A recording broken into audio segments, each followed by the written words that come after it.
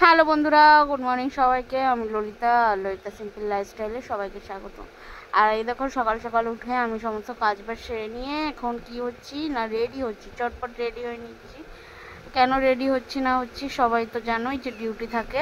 তো ডিউটি ছাড়াও আজকে আদারওয়াইজ আরেকটা কাজ আছে, সেটা তোমাদের আমি পরে বলছি আস্তে আস্তে ব্লগে। তো চলো আগে রেডিটা হয়ে নিই চটপট। আর এই দেখো আমি কমপ্লিট রেডি হয়ে গেছি। আর আমাকে কেমন লাগছে একটু কমেন্টে জানাবে তো আজকে, ঠিক আছে? আমার কেমন লাগছে তোমরা কিন্তু অবশ্যই আমাকে কমেন্টে জানাবে। আমি জানি আমাকে খুব একটা দেখতে ভালো না অবশ্য, ঠিক আছে? তো এখানে দেখো আমি বেরিয়ে যাচ্ছি এখন রেডি হয়ে। আজকে ডিউটি অবশ্য যাব, কিন্তু ডিউটিটা আজকে একটু লেটে যাব, কারণ আজকে হচ্ছে আমাদের এখানে ভোট, ঠিক আছে? আর এই দেখো চটপট আমি ভোটটা দিয়ে চলে এসে আর হট করে আমি তোমাদের দাদাভাই অবশ্য ডিউটি চলে গেছিলো আমার আগে, হ্যাঁ, কারণ ওর তো ভোট 13 তারিখে হয়ে গেছিলো, তো সেই জন্য তো ও গিয়ে ওখান থেকে খবর পাই যে আজকে ডিউটিটা নেই। তো চলো আজকে তো মজায় মজায় আমার, ঠিক আছে, ভোট ডিউটি নেই। তো ভাবলাম ঠিক আছে চলো, অনেক দিন হচ্ছে তোমার শান্তিপুর যায় না, মানে শ্বশুরবাড়ি যায় না। তো আজকে দুদিন ছুটি আছে, আজকে শনিবার আর কালকে রবিবার, দুদিন ছুটি পেয়েছি, চলো তাহলে ওখান থেকে একটু ঘুরে আসি। তো যেমন হবে তেমনই কাজ। এখান থেকে আমি মধ্যমগ্রাম থেকে সোদপুরের জন্য চটপট করে অটোতে উঠে পড়লাম। আর এই দেখো অটোয় করে যাচ্ছি সকালবেলা, ঠান্ডা সকাল সকালই গরমটা পড়েছে, তাও অবশ্য একটু ঠান্ডাও ছিল। তো সোদপুরে এসে ওখান থেকে আমি ট্রেনটাও চটপট পেয়ে গেলাম বলতে ট্রেনটা যেটা শান্তিপুর লোকাল সেটা পাইনি। আর আজকে একটা খুবই বড় ভুল হয়েছে, হ্যাঁ, সেটা তোমাদের আমি আস্তে আস্তেই বলবো। আমি এখানে হচ্ছে নৈহাটি লোকাল ধরে নিয়েছিলাম, কারণ তোমার শান্তিপুর লোকালটা আসতে অনেকটাই লেট ছিল। ওখান থেকে বেরাতেও টাইম ওভার হয়ে গেছিলো, ঠিক আছে? কারণ ওরা প্রথমে আমাদের বলে দেয়নি যে ডিউটি থেকে যে ছুটি ছিল। তো সেই কারণে আমরা যাওয়ার কোনো প্ল্যান তো ছিল না, তো হট করে প্ল্যানটা হয়েছে সেই কারণে। তো এখানে আমরা নৈহাটি লোকালটা ধরে নিয়ে এখানে কাকিনাড়াতে নেমে গেছি। আর দেখো আমার মুখটা কেমন, কারণ হচ্ছে আমি বললাম না যে কি, মানে পরবর্তীতে বলবো একটা হয়ে গেছে। এখানে হচ্ছে ট্রেনটা আমরা মিস করে গেছি, ঠিক আছে?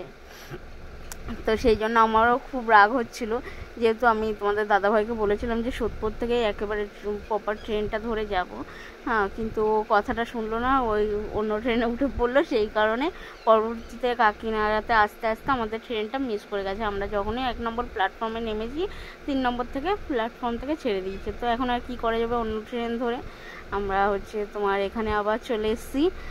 এটা হচ্ছে কাঁচরাপাড়ায় চলে এসে সকাল থেকে কিছু খাওয়া দাওয়া হয়নি, তো ওখানে এসে আমরা কিছু তোমার খেয়ে নিয়ে এখানে একটু ঠান্ডা খেয়ে নিচ্ছি, কারণ যা গরম পড়েছে আমার চোখ মুখ দেখেই বুঝতে পারছো, পুরো ঘেমে স্নান হয়ে গেছে এতটা আজকে।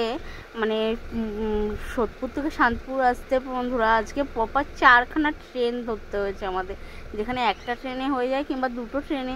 আমরা কোনো সময় ট্রেন পাল্টে আসি বলতে দুটো ট্রেনে আসি, যেমন সোদপুর থেকে রানাঘাট থেকে আবার হচ্ছে শান্তিপুর যায়। আর আজকে পুরো 4খানা ট্রেন পাল্টাতে হয়েছে জানো বন্ধুরা। তো সেই কারণে মুডটাও অফ ছিল।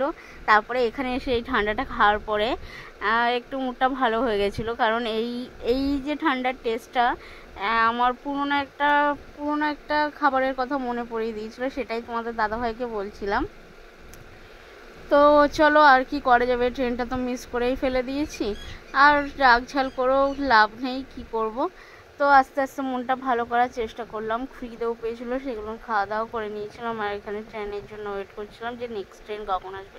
তো বলতে বলতে এটা হচ্ছে তোমার কৃষ্ণনগর লোকালটা চলে আসলো। তো ভাবলাম ফালতু বলতে এখানে ওয়েট করে কি করব, চলো রানাঘাটেই একবারে ওয়েট করি, রানাঘাট থেকেই।